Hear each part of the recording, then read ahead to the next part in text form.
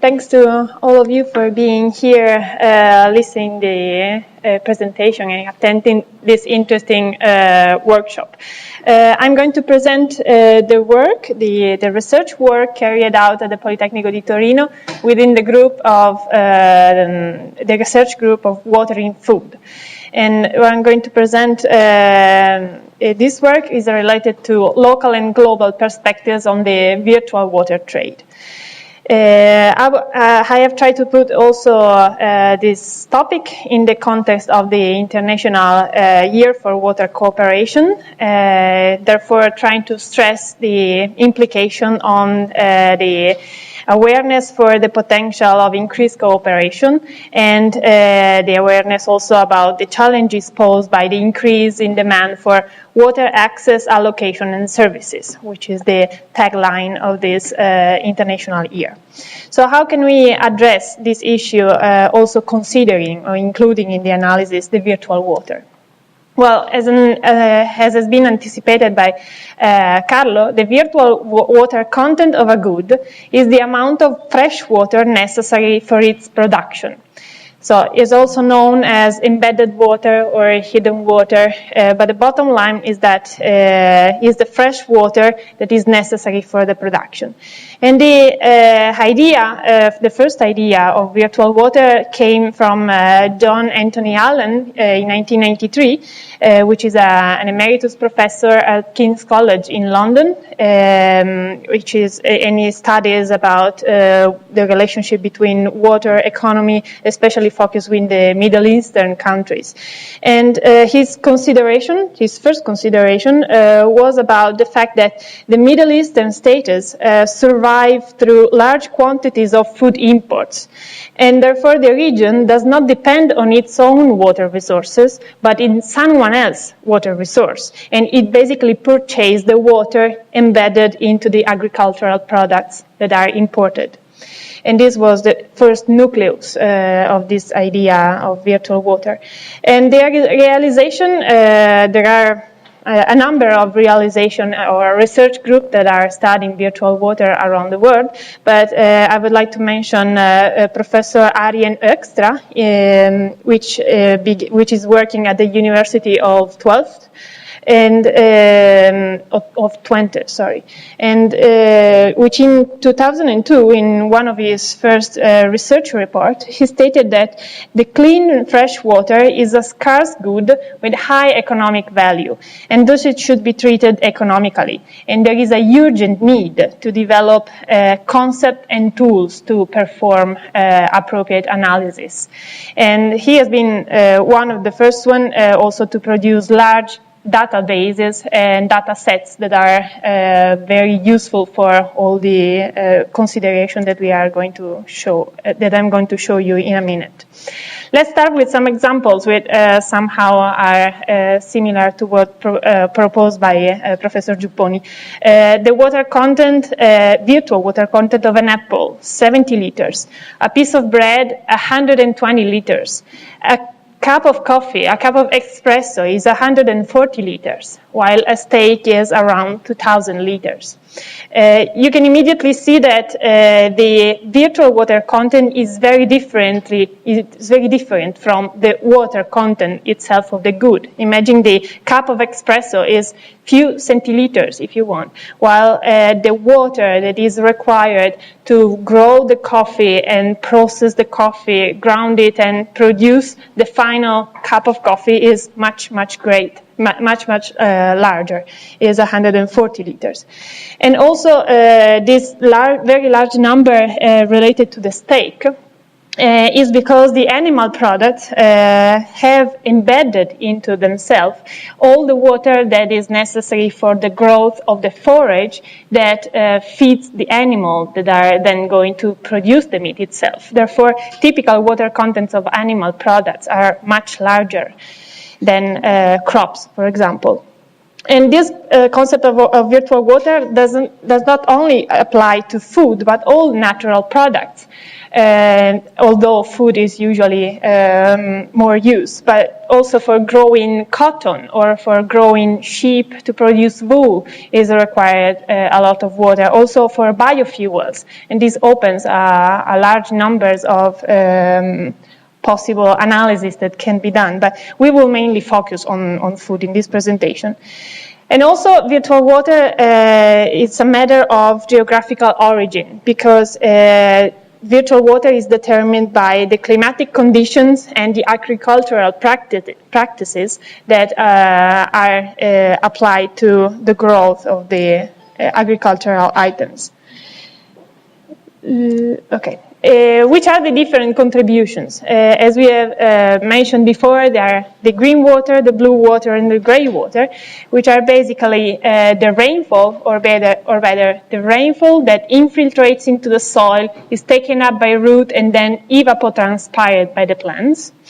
The blue water, which is the water withdrawn from surface water, meaning rivers and lakes, or taken up from wells, so from groundwater, and used for irrigation.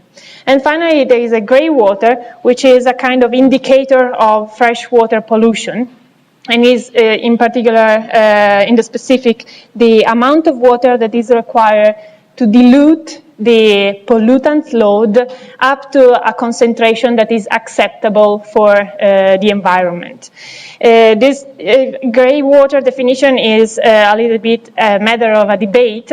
Therefore, most of the analysis will be based on the green water and blue water. Let's see some numbers about green water, gray water, and blue water, and also total comparing, for example, different country of origin. We can see, for example, rice produced in China, first line, and India, second line.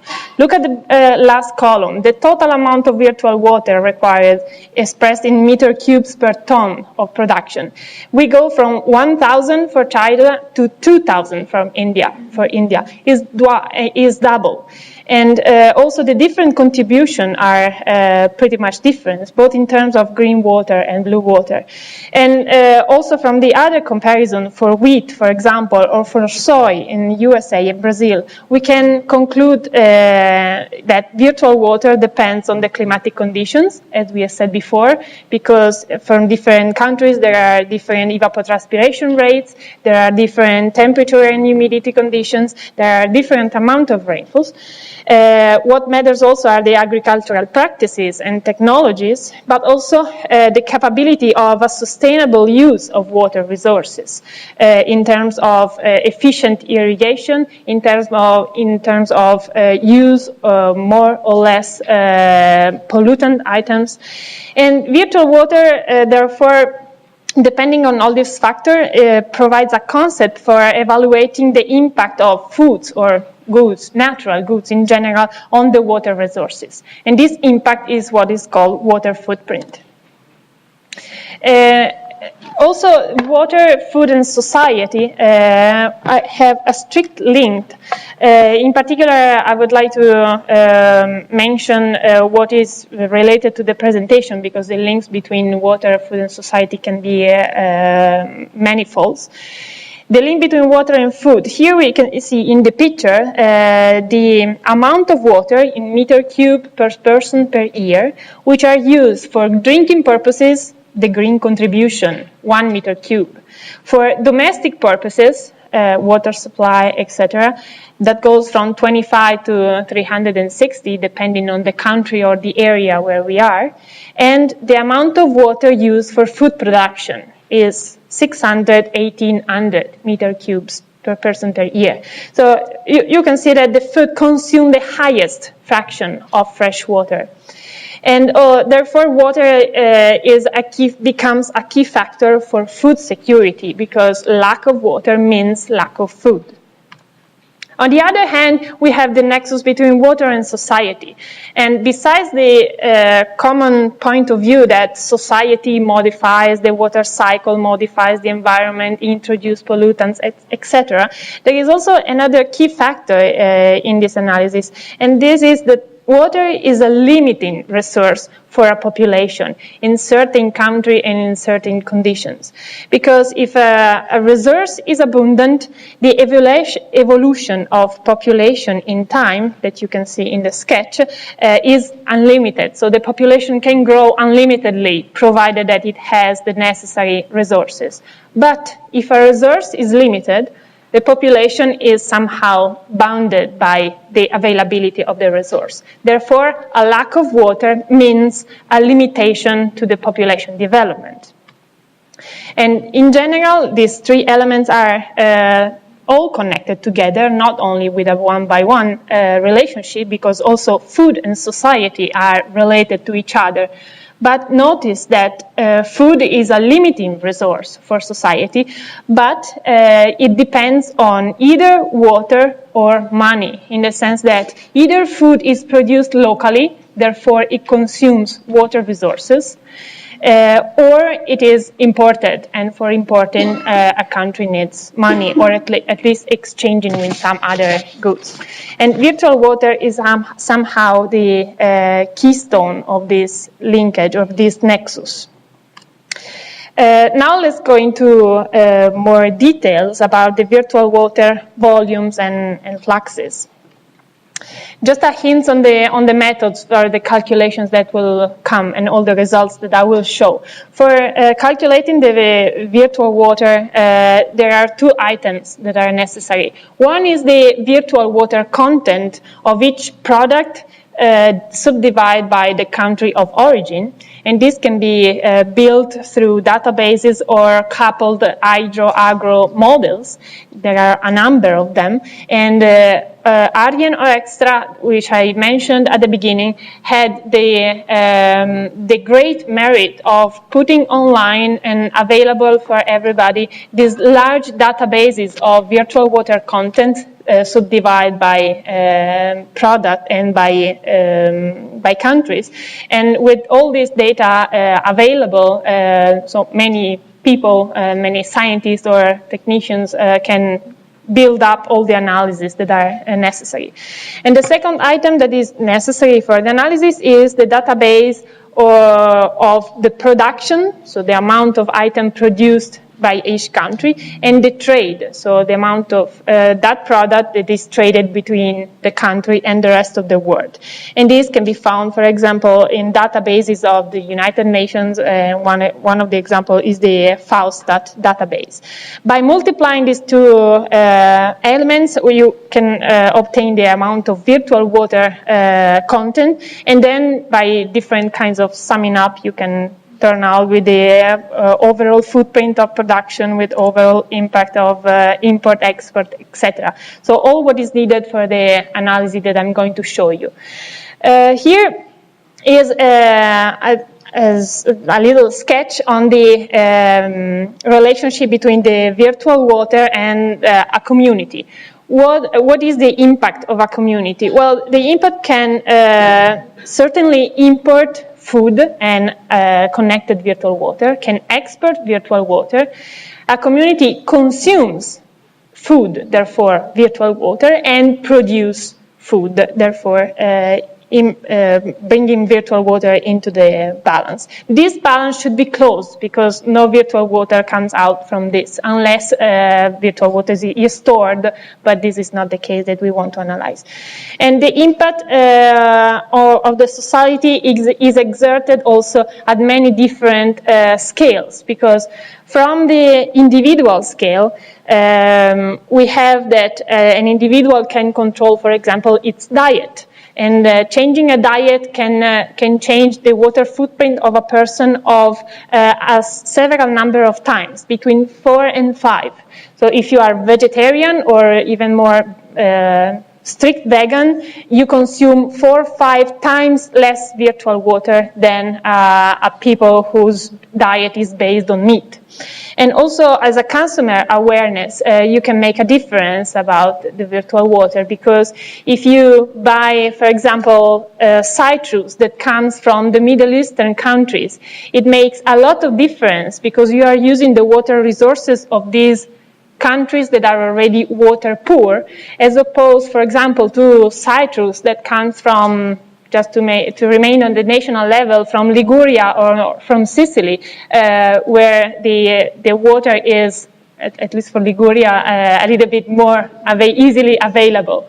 And therefore, you are not going to use someone else's water resource. And also, in general, at the local scale, you can talk about the impact of a region in both consumption and production, or of a business.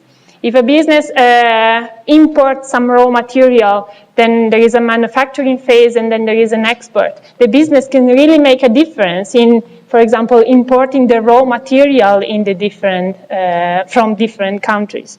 And again, at the global scale, there is a large impact of the food trade.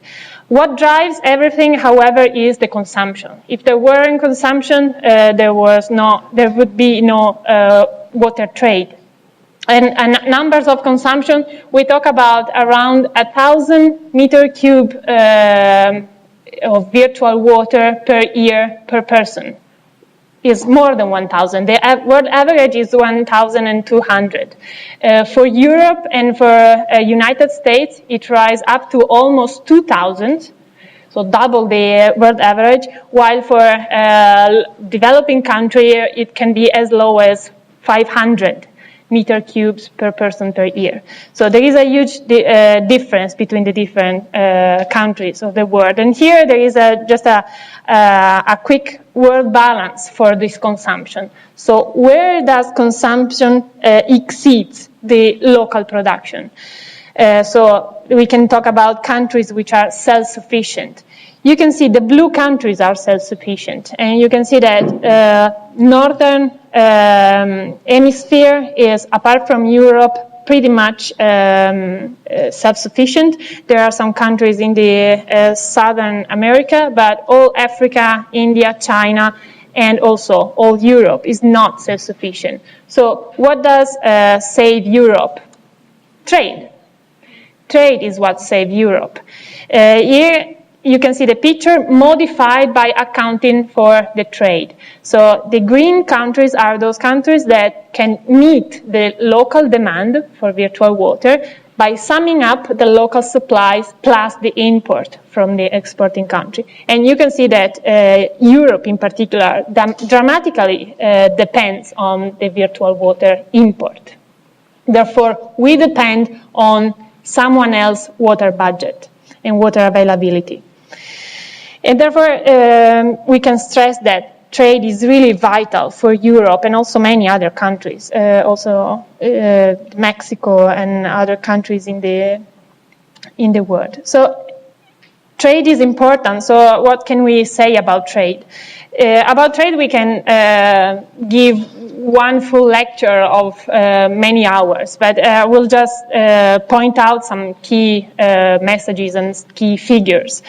This is just an image, a rough image of all the links where virtual water, or food if you want, is traded. We are talking about 250 countries worldwide, and therefore a number of links, directed links, of the order of magnitude of several thousands or several thousands. The network is indeed really global.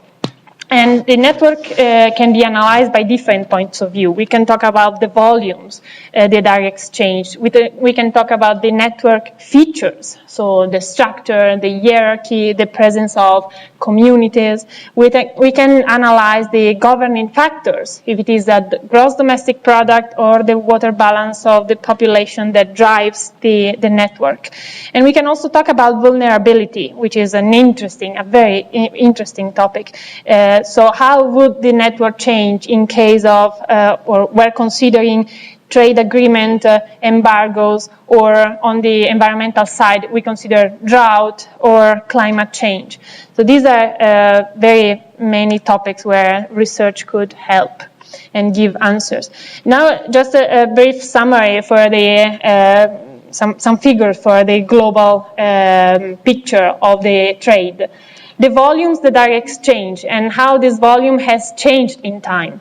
So the plots goes from 1980 2006 to 2008. And you can see the black thick line identifies the overall volumes that has been exchanged on the food network. And we are talking about in 1986 of 1,000 kilometer cubes of virtual water. This means 1,000 billions of meter cubes per year. And this amount has grown more than twofold, because at the end of the study period we find 2.5 thousand meter cubes.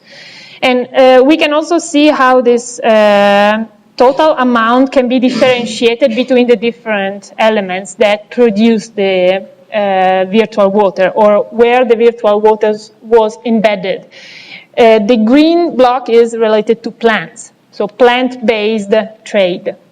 And this sums up to more than 50% of the total volume. But also luxury.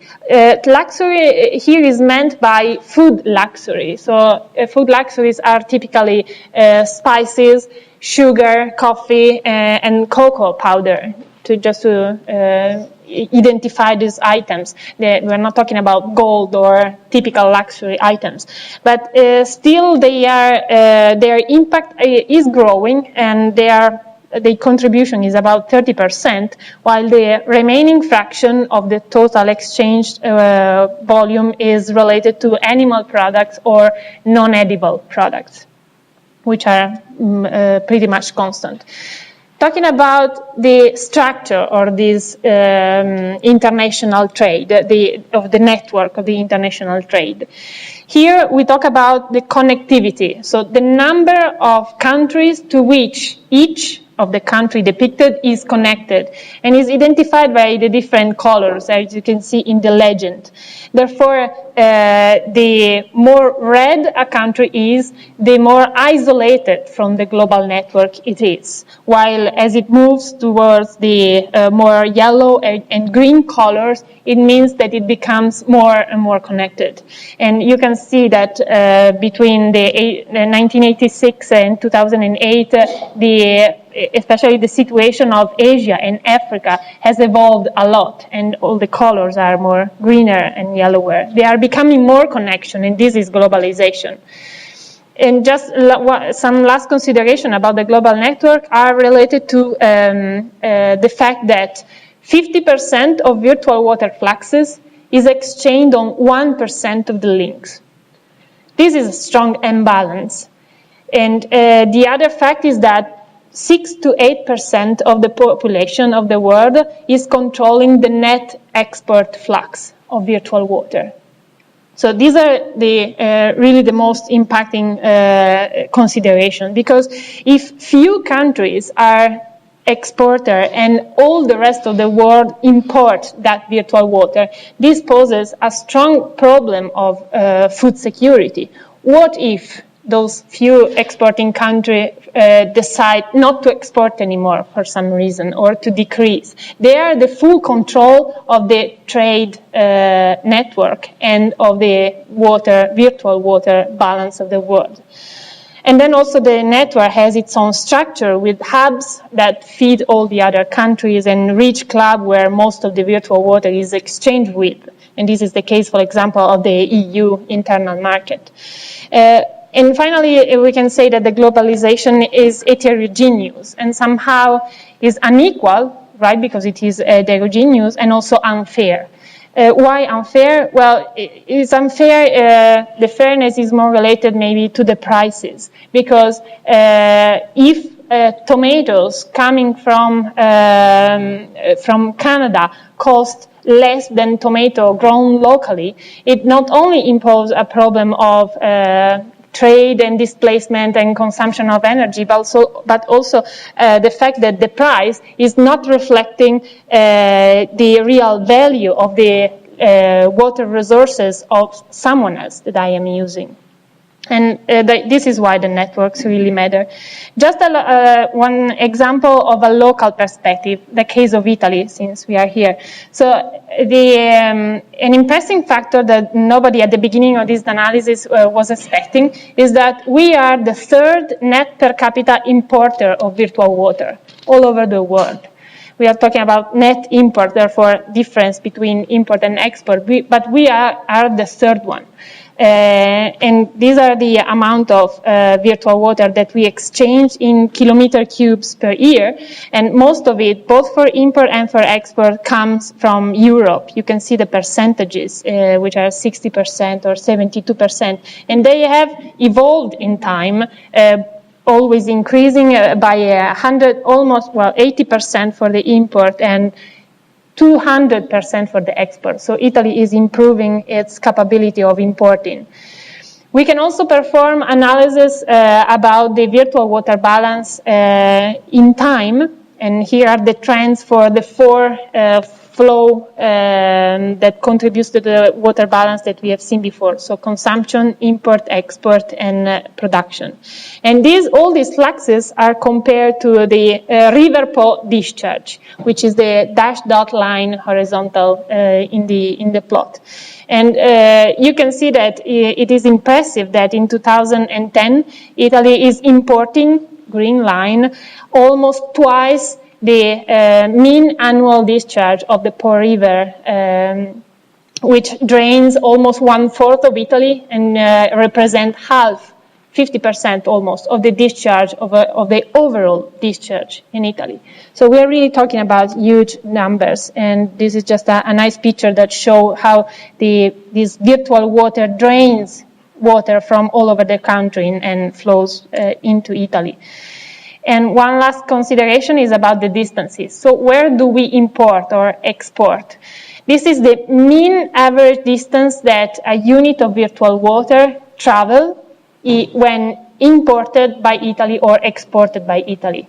The import is definitely on top of the chart, and therefore we are importing from faraway countries. We are talking about almost 4,000 kilometers on average.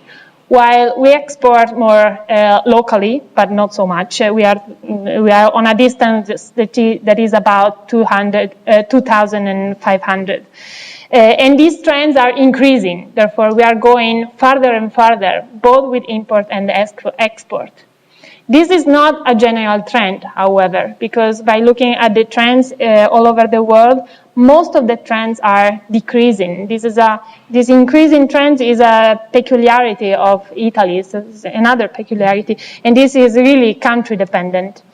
And I think I have, not sure to have time for this little game about the cooperation. Therefore, I will go directly to the conclusions that are then recalled maybe later. Just to remember that virtual water is not simply water accounting. It's a matter of environmental issue, economical issue, societal and ethical issues. Therefore, it's a very important indicator that can open many investigation and be a really useful tool for analyzing country-based situation, but also network-based different situation.